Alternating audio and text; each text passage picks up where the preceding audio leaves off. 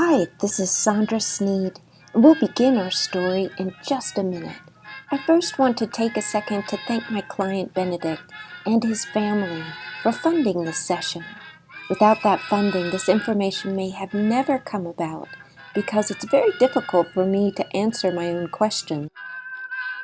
At the end of this story, there's a wonderful conversation between Source, myself, and our guests Benedict and Erica, who are two good friends who love to discuss deep topics together. In this conversation, God helps us all understand what the allegory of the elephant, the monkey, and the tree represents and what our roles are that will propel humankind forward, considering this time in our American history. Join me now in the story of the elephant, the monkey, and the tree.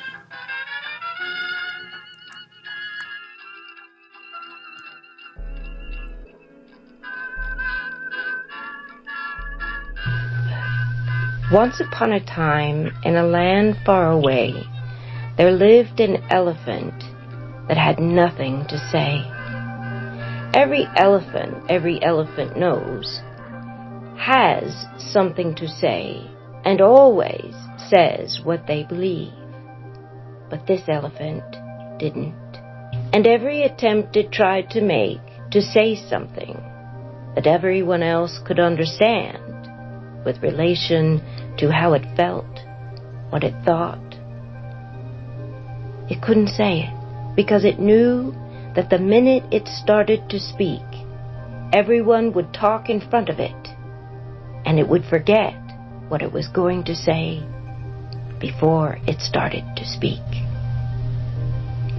So in this way, this elephant walked around saying nothing all day. Everyone was always bothering the elephant.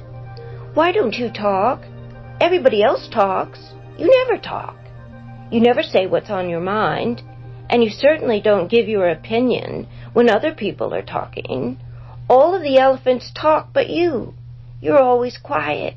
Why is that? And the elephant that never said anything said, because I have nothing. And the minute he started to speak, everyone chimed in and said, nothing. You know, that's what you say all the time. Nothing, nothing, nothing, nothing. And once again, he proved his fears right, that the minute he tried to speak, he would be interrupted. One day, this elephant got tired of not speaking, got tired of not being heard when he did speak. So he left. He left the pride. He left his family. He left his friends. And he took off on his own. And he said to himself, if I cannot speak to anyone, I don't want to be around anyone, because nobody's going to listen to me anyway. And as he began walking away, he started to feel good for the first time. He felt good. And all the silence that was going on around him was so new and so exciting, because the silence he could feel in the air and hear in the sounds of the whispers of nature, all that silence repeated the silence he could feel in his belly whenever he tried to describe the silence he could experience in his belly. He had always been made fun of because nothing was what he would say, because nothing is what they accused him of, but actually nothing is the better of him, and he knows that now because he hears nothing as he walks away. One day in his travels, he started to get really hungry, and he knew that if he went for food, he would run into his family, into his pride, into his friends. And in his hunger, he knew that if he didn't eat, that eventually he would die, and he would have to eat. And his decision had to be all about, do I run into them or do I decide to die? If I decide to die, I truly would meet the nothing that is always talking to my belly, the nothing that is always inside me that I can never describe and never talk about. I would meet the nothing if I just decide to die. But then he thought, if I do die, I really would never see them again. And part of me does miss them. They are funny and charming and interesting sometimes. And as he sat and trying to toil in his decision, he looked up and he noticed a big tree, a tree that had a fruit, and then another fruit, and another fruit, and another fruit, and he stood overwhelmed in joy, knowing he didn't have to make the decision. There was food right there in front of him. He grabbed that fruit and took a bite. He hated the taste of it. Oh no, he thought, what am I to do now? Here's this huge tree with all this fruit, and it tastes terrible. It's terrible. But it's going to keep me from dying, and that was the decision I was trying to make. I shall hold my nose, and I will eat as much as I can just to keep from dying. And that's what he did. He ate as much as he could, holding his nose. And then he forgot to hold his nose all of a sudden, and he noticed it tastes better than he originally thought. Maybe I have acquired a taste. Maybe the taste I have acquired means that this is good now. I can eat this now. So he ate more, without holding his nose, and the more he ate, the better it tasted. All of a sudden he noticed that there was a monkey up there in that tree watching him, and had been watching him the whole time. And he said to the monkey, "Hey, what are you doing up there? Why are you just silent, quietly watching me?" And the monkey said, "I don't like to talk." "Really?" the elephant said. "Me either."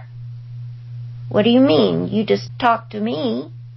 "Well, that's because I saw you there, and I was wondering."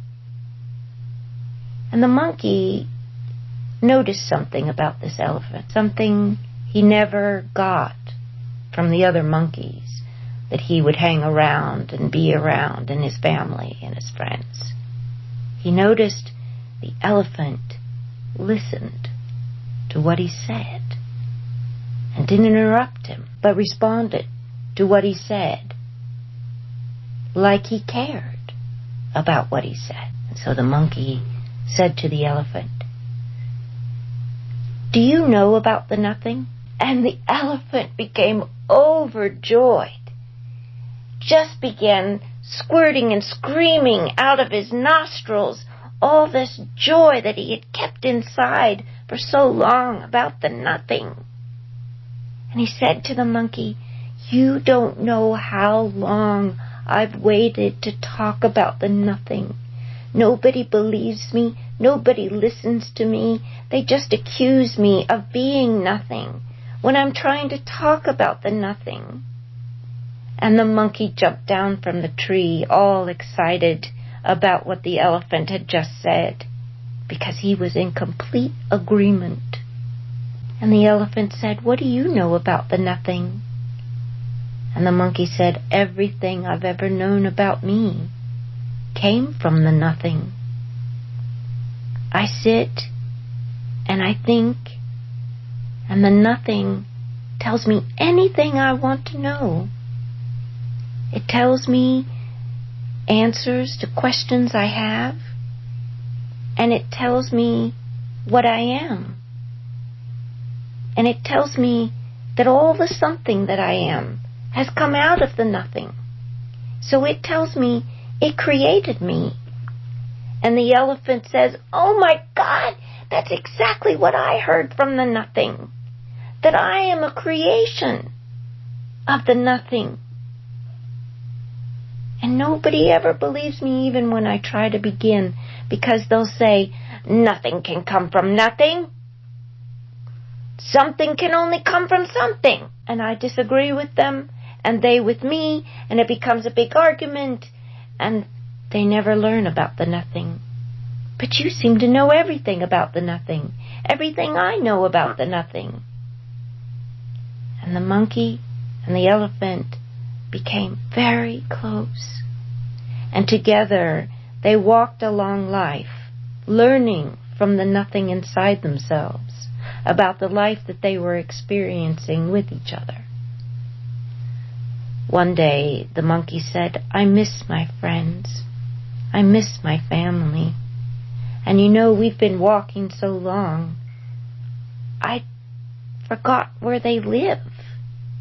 I'm not even sure I can remember. And the elephant says, well, I remember, because elephants always remember. We have great memories, elephants. Well, do you think you can remember where the tree was, where we met each other? Because it wasn't very far from there. And the elephant said, of course, and whatever I have forgotten, the nothing will remind you. Remind me? Yes. You mean I can ask the nothing where I come from? Yes. And they'll tell me, the nothing will tell me how to get there? And the elephant said, haven't you ever tried, when you've been lost, to ask the nothing to get you back to where this something is? No, I've never tried. Well, let's try it. Let's see if your nothing tells you the something we need to know in order to get back to your family. And I'll let you know if it's what I remember where the tree is. And so the monkey began to ask the nothing, and the nothing suddenly said nothing. Well, what did you ask the nothing for the nothing to say nothing? I asked where I come from. Where is my home? And the nothing said nothing. You mean it said nothing, or it said the nothing is where you're from and where your home is? Well, I'm not sure. I'll ask again. And again, the nothing said nothing. This was a big conundrum for them both. And while they were trying to figure out what the nothing was saying, the elephant was leading them both back to the tree where they both met. By the time they got to the tree, they realized that what the nothing meant is that home is where you are, and that the only true friend you have is in the nothing, and that the nothing provides that friendship in order that the nothing bring to your friendships what is you, your special home, your special way. And from that place in the tree, they said goodbye to each other, and they were grateful to each other for showing each other the way.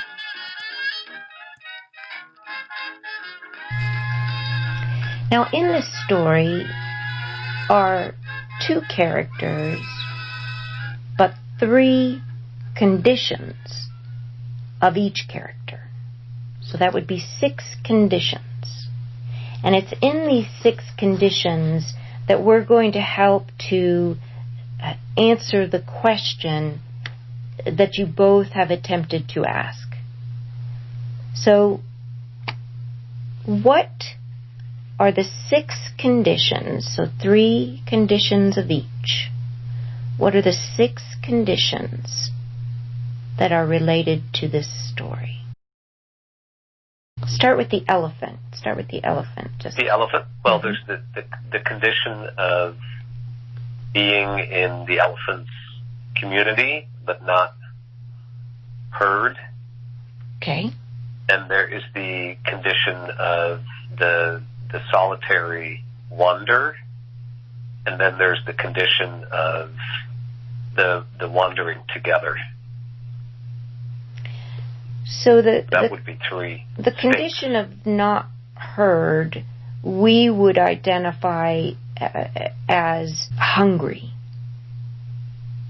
The condition of hunger. Because later in the story, hunger is what drove the elephant to the decision that he had to make.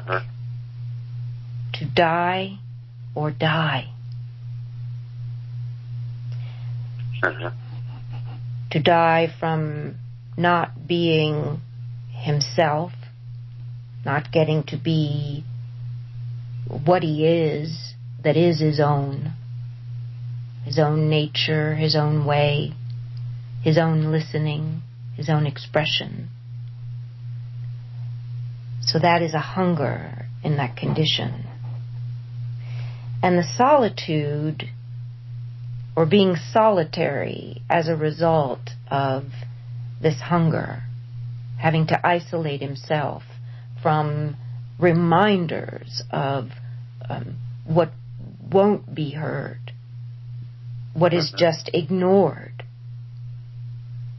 The solitary solitude, we would call it isolation. And at first he was isolated in his pride, but then he became isolated in his aloneness. He isolated himself. If he says, if I'm going to be alone here, I'd rather be alone. And it wasn't until he had to make the decision about dying that he started to get fed. Why do you think that is? Because that represents the third condition. Why is it that he, in his decision to die or die, that he finally got fed? Well, he accepted either outcome, yet chose one. And when he chose one, he got fed. Right. Acceptance is the third condition. Absolutely. And his acceptance of himself in his own way is what fed him. Because when the tree emerged, or he suddenly saw the tree there, and then he saw the first fruit, and then another fruit, and another. What he saw in this tree of fruit was fulfillment of his wish to be fed. But the fulfillment of his wish to be fed was distasteful at first. What do you think that is a metaphor for? Bitter medicine. Bitter medicine, absolutely. Bitter medicine. So we got to this story to identify where man is right now. His sickness is his hunger. His isolation is his answer to his hunger for himself, for what is true, for the nature of his own being. But his isolation, he didn't yet fully accept, because his hunger was not satisfied by isolation. It became satisfied by the fear of death. Finally, a fear of death that forces him to live. Acceptance in his outcome, whatever the outcome may be, was more about death, because in death he could reveal to himself all that had been a mystery to himself. He felt that the nothing lived in his death, the nothing that is his revelation, true revelation, that no one understood, that no one paid attention to, revealed him to himself. And that's what he wanted to accept in his own death. Finally, I could meet the nothing that is within me, that I have known all my life that no one listens to when I try to express me. So now let's talk about the monkey and what his 3 conditions are. We meet him sitting in a tree. So what are his conditions? Okay, so the conditions could be trusting in somebody else's journey, could also... Or guidance? Trusting someone else's guidance? Trusting, guidance. Yeah, that's a good... God, is that a condition for the monkey? Yes. Trusting guidance? Sure. But also acceptance, right? I mean, the monkey accepts the elephant for everything, and therefore, if they are the same, then they're accepting themselves for everything too. So well, I think they probably both self-relationship. These would be conditions of the self, the way God's describing it, I believe. The elephant evolved through these conditions. So the monkey evolved once trusting guidance, because it wasn't just the elephant that was guiding him back to the tree. It was also him going into the nothing to ask the question about where did I come from? Where did I come from? Where is home? Settle your mind, and just experience the monkey. The monkey's in the tree watching the elephant. Why is the monkey watching the elephant eat without saying anything? Because they're not judging? No, the elephant actually asked the monkey that very question. Why did you sit there and not say anything? I have to go back in the recording, but if I recall correctly, he said because he had nothing to say. Well, he said that when he talks, no one listens. No one, exactly. No one listens. So what condition? So he's afraid. There's rejection, the condition of feeling unheard or not expecting. You're getting closer now. His expectation is nothing. He has no expectations of somebody listening or somebody talking to him or somebody understanding him. Right. So we would say that's a condition of resoluteness. Okay. He's resolute. And resoluteness, Sondra Sneed. Let me look up the definition of resolute. Okay, resolute as an adjective is admirably purposeful, determined, and unwavering. So that sounds strange, God, that's the word to describe his condition. You mean his silence was resolute? Right. Because no one would listen anyway? Right. So what changed? Well, the elephant, he noticed that the elephant was listening, and what did that change? His resoluteness? No. Changed. His hope, his faith, his perspective on life, and himself. There was a different, and himself. There was a new possibility for how reality could be. Right. And that's what affected his trust. Because it changed the condition of self. And he had a new resolution that moved into trust and guidance. Not only guidance and trust in himself, because he has someone who not only agrees with him but understands wholeheartedly what he has struggled with. his whole life, because the elephant had struggled with it too. His whole life. No one listened. So there's a third condition that the monkey's character represents. The yearning for home, the yearning for being back with his family, friends. Yeah, it's about home. It's about home, and we wouldn't say yearning is the condition, but it is about home. So just try a few more words, see what works. The recognition of the importance of home, the You're getting there.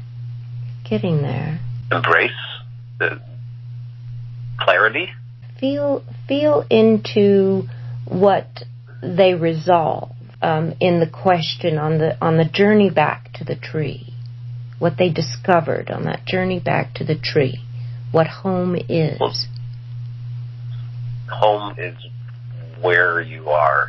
Home is where you are, right. And with whom you are. So just where you are. Home is where you are. And so what condition does that describe? Well, I mean, one way to say it would be acceptance of being at peace right here, right now, in this moment. Right. That's right. So we would call it present. The condition of presence. Being present. And in that condition of being present, there is a foundation that allows one to trust guidance, that allows one to be resolute in what one is. Very good. Did a wonderful job. So now we want to talk about what that relates to the social, although you're probably starting to get a picture. The hunger, isolation, and acceptance. How would you see both the pandemic and the race issue being related to those things? Hunger, isolation, and acceptance. If the hunger represents something that is unfulfilled, something that and the hunger could be driven by fear, then the isolation could be a choice. It's a choice response made, and the acceptance of death, either in isolation or to eat the bitter fruit. The bitter fruit could be the consequences, some of the consequences of the social isolation, the wearing of masks, staying away from other people. But then the more he ate it, the more he got used to it. But then acquired a taste for it. The taste, it either tasted better or it didn't taste as bad. Mm-hmm. But then the resignation of that, I don't know. That's okay. That's my own thing to grapple very with. good, very good. This is Sondra saying that just sparks all kinds of things for me, connections I didn't see before, like how we hungered or have hungered for a relationship with ourselves that isn't socially driven, and how we're forced into isolation through the pandemic, that force us to look at what we run from. It forces us to look from what we run from and what we isolate ourselves from, because no one listens to what's deep within our soul. The world won't listen to what's deep within our soul, and so we have to deny what's deep within that. And so we move into that isolation, denying the world, and eventually acceptance of, in a way it becomes a question of death for some people. Anyway, I've noticed that it's that they are so afraid of the isolation, they fear they'll die isolated. But on the race question, God, how is that an equivalent? Well, the hunger to be heard in the Black community, the isolation from society that they have had to self-enforce because they're not heard, has then put them in a position to die or die. And in that death of their own power, feeling powerless, they find their power and accept that they do have power. The power to be heard by the one who is listening. And the one who is listening, the monkey represents the one who is listened to. And therefore, when they're listened to, then there is trust in the guidance that comes out of that listening. Standing in resolute, in being resolute of what they are. Just as the monkey says, if I will not be heard, I will not speak. And then when someone comes along and is listening, there's a befriending that occurs.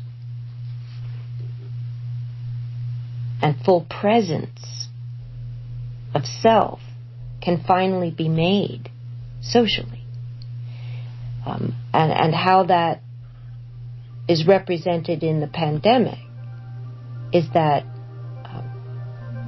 people become more resolute about what's important to them because they're forced to be alone with it, what's important. And they're forced to sit with it, be present to it, and learn to trust what is within. So these are the 6 conditions of the 2 most profound situations, as well as what are your roles in it. Your roles are to listen,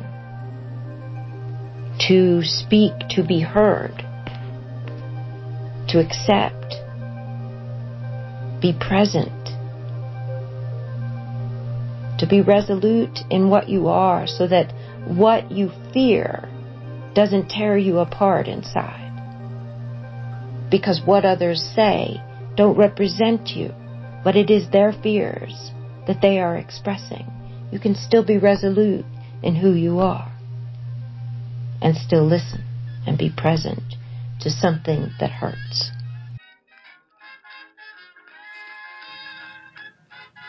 I hope you enjoyed this presentation of the elephant, the monkey, and the tree. Be sure you're on my Weisenheimer letters list by signing up at Godscribe.com. That's GODSCRIBE.com. I usually spend a lot of my time with my returning client base and my mastery students, but I am taking new clients right now. During the pandemic, I know there are many who need me, so I'm making myself available and at a discount. Join me at Godscribe.com, and be sure and subscribe to my YouTube channel. Can't wait to see you then. Bye for now.